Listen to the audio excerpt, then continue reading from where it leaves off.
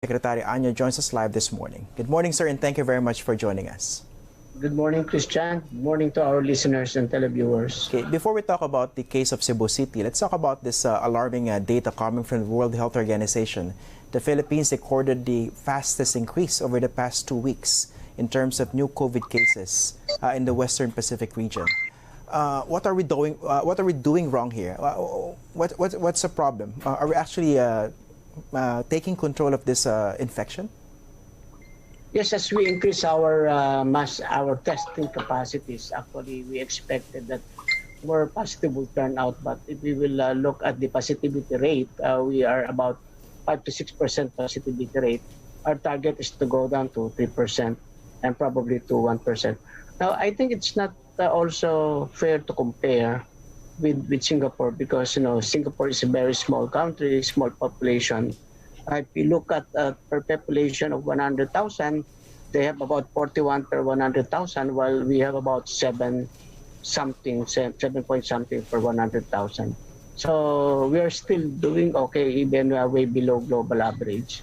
Okay, but of course, if we're going to talk about just the cases here in the Philippines, of course, you cannot avoid people from thinking that after 100 days of quarantine, we're still experiencing this big increase and this fast increase over the past 2 weeks. So what's wrong here?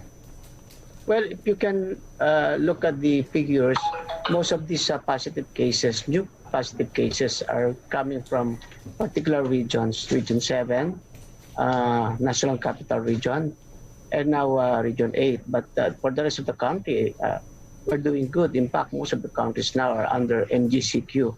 And some are even MDCQ with low risk, meaning to say they are near to the new normal.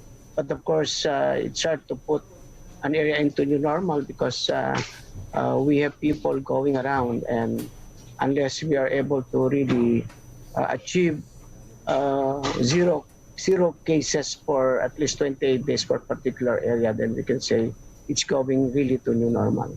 But did the quarantine measures actually work? The fact that we're placed for quite a long time under ECQ, and then eventually that had to be relaxed. Well, if you look at the projections of research groups, if we did not put the country, or particularly Luzon, under lockdown, we might have an infection of about 3 million and about a death of 100,000 people. So you see, we are doing good compared to other countries like United States, Brazil. So somehow we are able to contain in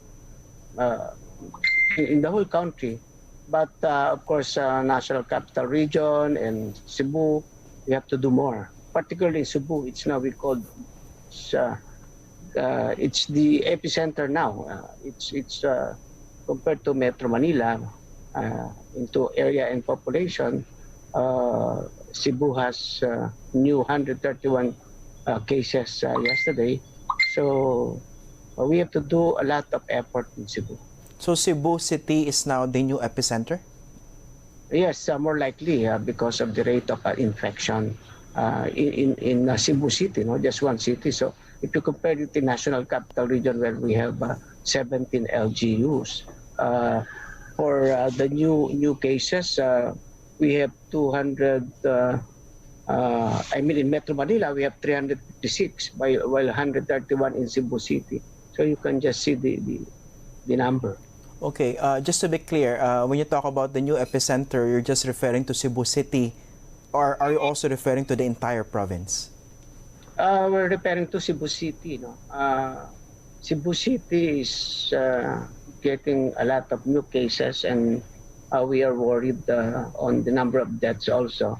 So that's why we put up a task force in Cebu led by Secretary Simato, as directed by President Rodrigo Duterte, and we are sending more people, experts in Cebu City. In fact, this Wednesday, several members of the IATF will be going to Cebu again, together with Secretary Mark Villar, to look for more sites where we can put isolation or quarantine facilities. It is very important that we extract the positive out of the community and put them in the isolation facilities. We took note that most of the infection in the community are because many of our positive patients are undergoing just home quarantine. Okay. So that's one of the reasons that you identified. Many of the Ye- positive cases were placed only under home quarantine. Yes, out of the almost 4,000 cases, about half are actually under home quarantine. And you cannot be assured of those patients if they're really observing the proper protocols of home quarantine. So better to extract them out of the community to ensure safety of the families and also, of course, the neighborhood. If I'm not mistaken, that was also one of the options available to the local government, right? That you can place them under home quarantine if they are very mild cases, if they're not showing any symptoms. Is that correct? Well, if you really have a very good quarantine facility or home or room in your house, but if you are living in a highly dense community, it's quite very hard to impose or to implement home quarantine.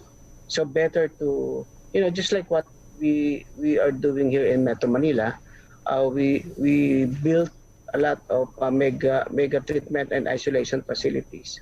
So we are able to separate immediately those positive, mild, and asymptomatic patients.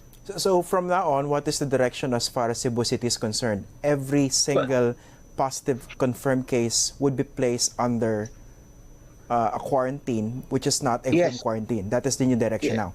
yes, and we have started already since last week.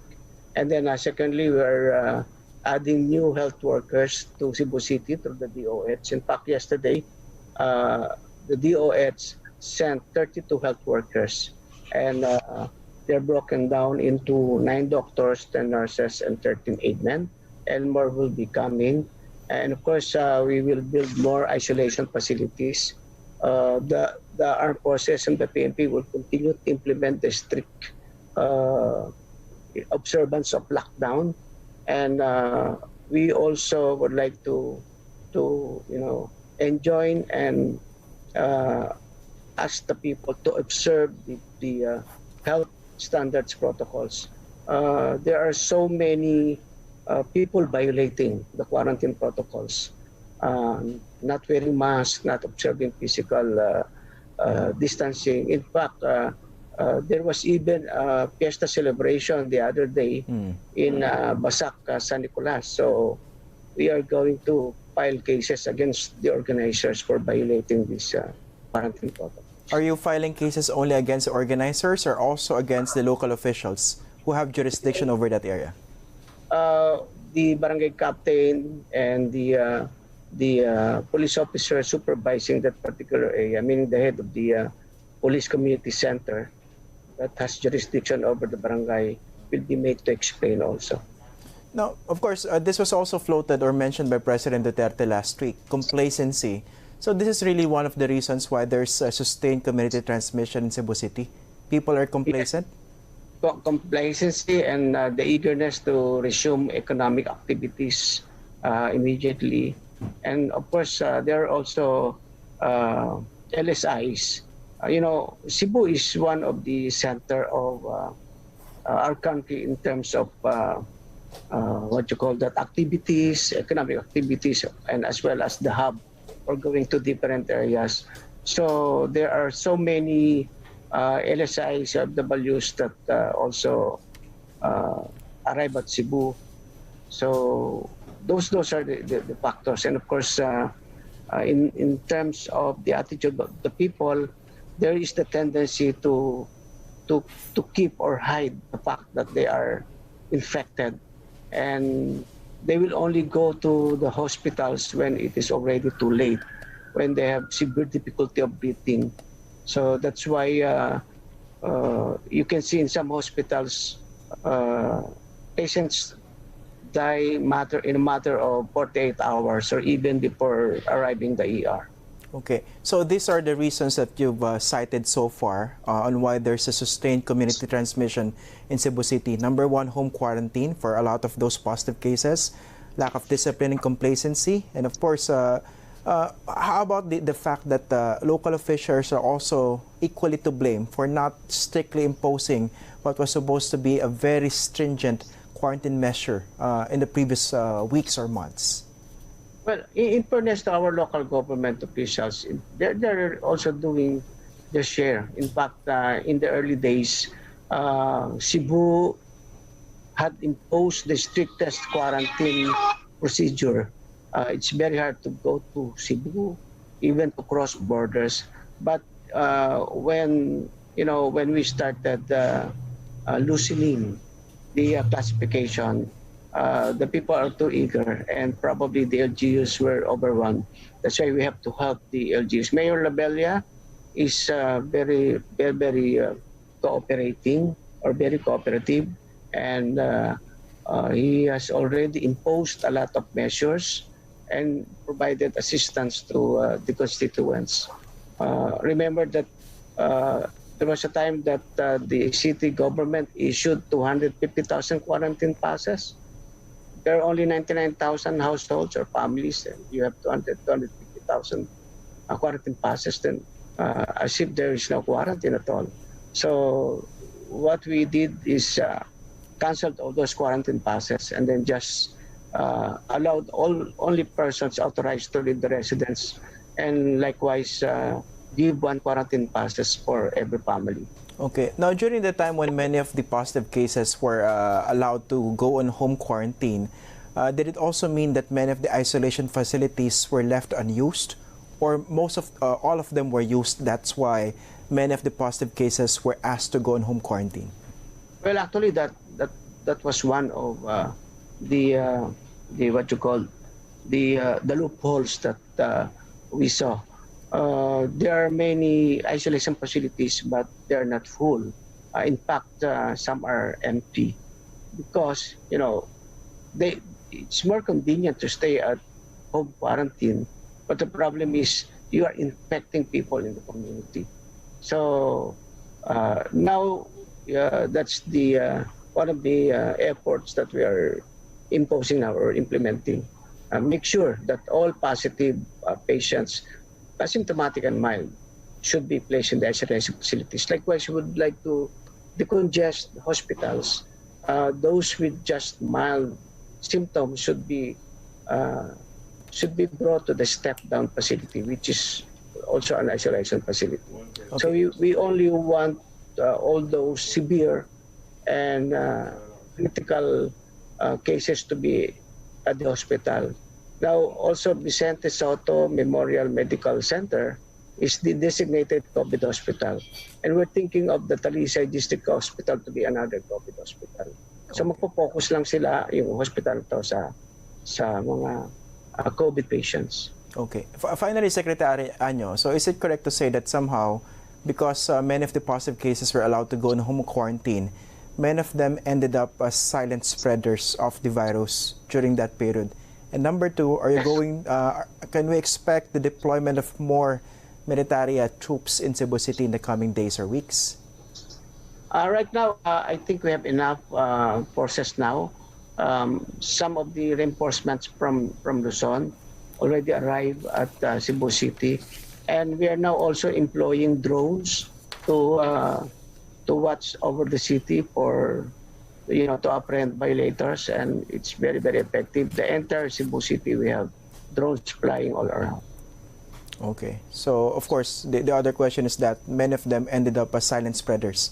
Is that correct? Yes. That's why we are asking the public, the Cebu constituents, to please do your part. Observe health standards strictly, and likewise for those who are those who might have been exposed to positive COVID patients, please volunteer and move forward and go to the isolation facilities or have yourself tested. It is really very important that everyone will cooperate in this situation in Cebu City. Okay, Secretary Eduardo Anyo, thank you very much for joining us this morning, sir. Thank you very much, Christian, and good morning to everyone.